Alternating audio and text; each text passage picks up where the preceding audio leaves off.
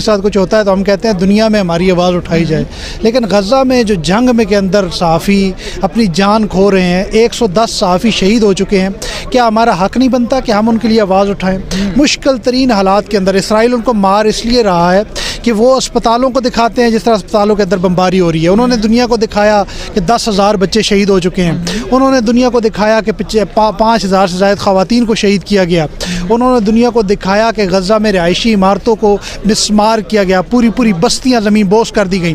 ان صحافیوں کو شہید کیا گیا ہے. 110 صحافی جان کی بازی ہار چکے، یعنی ہر دن ایک صحافی شہید ہو رہا ہے، لیکن اس کے باوجود وہاں پہ صحافی اپنی ذمہ داریاں سر انجام دے رہے ہیں. میرے خیال میں کسی بھی عالمی جنگ میں اب تک یہ صحافیوں کی تعداد سب سے بڑی ہے شہادت کی، کہ سب سے زیادہ صحافیوں نے قربانیاں دے کر یہ ثابت کیا ہے کہ ایک تو وہ اپنے فرائض کے ساتھ کھڑے ہیں، مشکل ترین حالات میں دنیا کو خبر دے رہے ہیں، دوسرا وہ جان کی بازی لگا چکے ہیں.